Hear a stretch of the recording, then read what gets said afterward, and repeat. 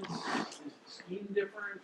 What do you see when you see them from what you've seen the last 4 weeks against Philly? You know, it's kind of crazy. The defenses in the Big 12 are just so similar now. You know, everybody's kind of going. I think Iowa State started it, you know, a couple years ago, and you see everybody kind of going to the three safety look, the three big down linemen, not really going with a speed rusher, but just three big bodies inside. So Texas Tech is doing a lot of similar stuff. You know, their personnel is a little bit different, but it's very similar defensively, the way they play the shell of their defense and the overall philosophy of their defense. They have a really good linebacker. He's a good player. They got a D tackle that's a good player. So they got two guys that are really good players. Matt, after the way those two bad snaps went last week, what are the conversations with you and Bryson like? You know, the first snap that was high. You know, you really didn't have a snap that was off mark all night except for one. You know, usually guys that do that, they kind of spray them around a little bit everywhere, and you're worried about it. But I had no worries about it. But I think once he got in there and kind of was going against that nose guard, who was a big, strong dude, he was just, you know, trying to come off the ball a little bit too hard, and that's what happens. You get your butt up in the air, and the ball sailed on him. And you know, that's unfortunately in the game. You see it happen on Sundays. You see it happen on Saturdays. And when that happens, he's been really consistent with his snaps. It's something he's got a lot better at. But that one's a little errant. And the second one was just, you know, from a communication standpoint, it wasn't a bad snap. It was just he thought the quarterback was ready for the ball, and he wasn't. You know, we're down there in the end zone or getting in the red zone, and it was loud, and he thought he heard the quarterback clap, and the quarterback didn't clap. You know, and so, you know, sometimes it's unfortunate that things like that happen to us right there in that situation when we got a chance to, you know, you do all you can to correct it, and you hope, you know, you want a young player to learn from stuff like that, and you know, but the way we deliver the ball has been the same for years, and we've never had that problem with it. You know, maybe once or twice in the past, you know, 5 or 6 years, but it's just unfortunate those events the way that happened on him. But you know, it's a lot on a young guy, on a young player like that. When you make a couple mistakes like that, when you're down in the red zone, and you know, but as a young player, you got to learn from it. And that's what I talked to him about, man. You got to learn from it. You know, become a really good player. You got to learn from those mistakes. You got to overcome them, and that's part of becoming a man. And you know, he's taking it in stride, and you know, of course, it bothers him. It hurts him, which it should. If you're invested, it should hurt, and he is. And you know, but that wasn't the reason that we lost. And that's what I told him. That's not the reason that we lost the game. It's, you know, there's several things. In theory, though, simulating a snap is a penalty, correct? In theory, I mean, you can see on film the kid. He was trying to get his D lineman wasn't in the right spot. You can see him. He's trying to get him to come over because it's so loud down there. He's yelling at him, and he just claps to try to get his attention. And he's not even thinking about us trying to draw us off, you know. But like I said, it is illegal, and that's one of those things that happen. You know, every time they yell, you know, somebody yells move or somebody yells go, we can't snap the ball then either. You got to know when your quarterback says it. So it didn't rise to the level of y'all trying to talk to officials and say no. I mean, you know, I saw it on the replay. I saw the guy clap on the replay when they played it, and I said something to Coach Brown. I said they're clapping. I said, but I don't know if he was. I just saw him clap because it was really quick, and but it wasn't to the. You know, when you watch the film, they weren't trying to do anything. They weren't trying to make that happen. It did.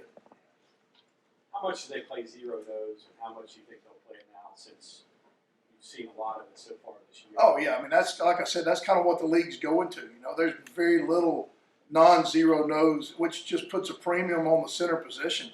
You know, and that's, you know, unfortunately we got a really young guy there who's having to take his lumps and learn. And you know, the past 4 weeks he's been from Texas to Oklahoma to Iowa State to Baylor. Those guys are all redshirt senior, draftable nose guards. And that's what I talked to him about. Man, you know, you're trial by fire right now.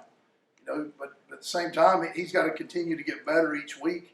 And you know, I think probably underestimated that nose guard a little bit. He was a lot stronger. That's hard to tell on film. He was a lot stronger than what we thought he was going to be. But you know, you got to do what you can to help him. After the second drive, we started working our protection where we could help him a lot, and that made a difference in protection. Confidence can be trickier than mechanical stuff. How do you make sure Bryson's, you know, ready to go in that aspect? Well, you do all you can. You try to speak it into him, you know, and you just try. You know, we believe in you. You know, we believe in you. At the same time, you got to up the competition and maybe give some other guys some shots, and you know, maybe feel a little bit of pressure, push them a little harder during the week. You know, you try to do several things as a coach. You want them to know that you're confident in them and believe in them, and which I think he's going to be a good player for us. But at the same time, you got you know, you got to try to up the competition level and try to find some guys that can push them a little bit and see what some other guys can do. Neil has talked about maybe Parker Moore getting some snaps. You get some other young linemen to make concerted effort these last 4 games to try to get some of those guys. Really, I think as far as the redshirt guys, Parker probably is the only one that's ready. Yates is physically ready, but he didn't get here till right before camp. So he's a little behind when it comes to what we're doing and how we're doing it all. I didn't get as much time to spend with him as far as teaching over the summer. But, you know, Parker's a guy that's been getting better and better all year long, and I think he's definitely a very bright spot in our future O-line. He can play guard, he can play tackle. You know, it's just we've been doing this Monday Night Football, and we did during the off week, we did several of them. Just, you know, the key thing is just when you get a young kid like that, you know he can hold up. You know he's strong enough. You just can't have whiffs. And we've been pretty good at tackle, not just missing people or going the wrong way. We've held up there in pass protection, so you get a little nervous about playing him out there. But, you know, at some point I got to put him in there because both tackles are going to be gone next year. Junior, I mean, is well, but what do you think of him? Yeah, Junior at left tackle. You know, he's you know making progress each week. It's just hard to. It's really hard to take. Like I said, it's really hard to take those tackles out when we're struggling offensively anyway.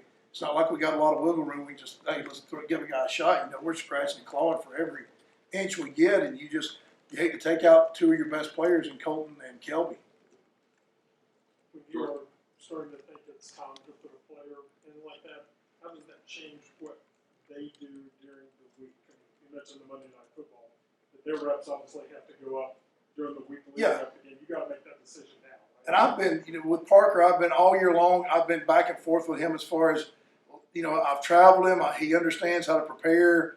You know, I've taken a couple weeks and played him with the you know, the first team crew and not going with the scout team. And I've spent several weeks of like trying to groom him to understand instead of just, hey, if I'm going to play him, throwing him in there and him never. He's traveled several weeks, so he understands how to prepare. He understands, you know, what we expect out of him. And then during the week, he'll be spending more time with us game planning. And I spent, you know, 2 weeks of making him prepare like he was starting and making him show me his notes and take the test and all that stuff. So he's been through all that part. So if we decide to do that this week, it shouldn't be a big shock to him. And that's kind of been my plan the whole time.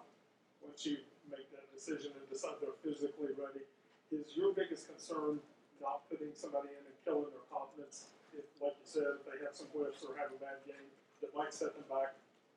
Yeah, well, you try to make an educated decision on whether they know what to do, and that's what Monday Night Football is all about. Is you go back and you watch the film and you see their technique and you know, are they doing what they're supposed to do? But you know, you got to throw them in there at some point and let them go, and you know they got to make some mistakes. You know, that's the thing about it is you want them to be able to overcome those mistakes. If they never make them, they can't overcome them. You know, you try to look at their eyes pregame and you try to, you know, judge, are they ready to go, especially with the young players. Is he ready to play?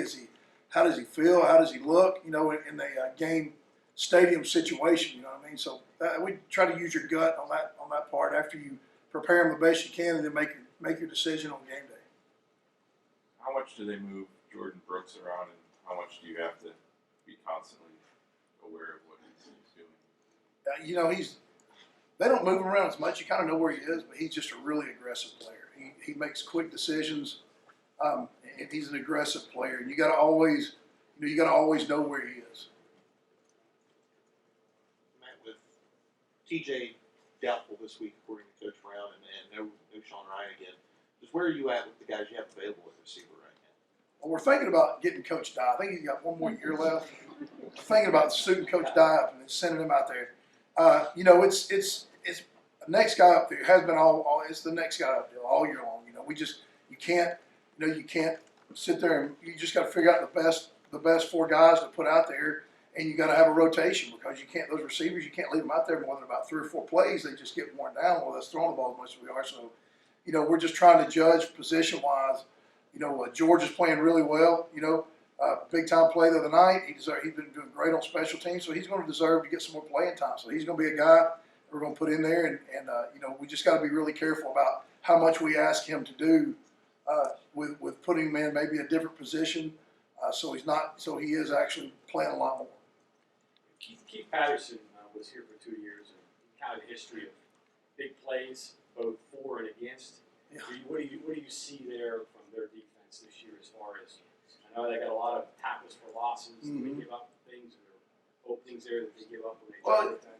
You know, they're very similar to us. They've got some holes that they're trying to overcome and trying to overcompensate for, and you know, they're trying to cover some guys up just like we try to do. You know, there's several teams in the league trying to do that. And you know, if you can get the ball to the right spot, they're gonna have a hard time tackling us. But they do a good job of really trying to protect those spots. So that's kind of what it is they got a lot of tackles for loss because linebackers do a really good job triggering. They got a good D lineman. But then if you get the ball in the right spot in open space, they have some trouble tackling some people if you get the ball to the right guy.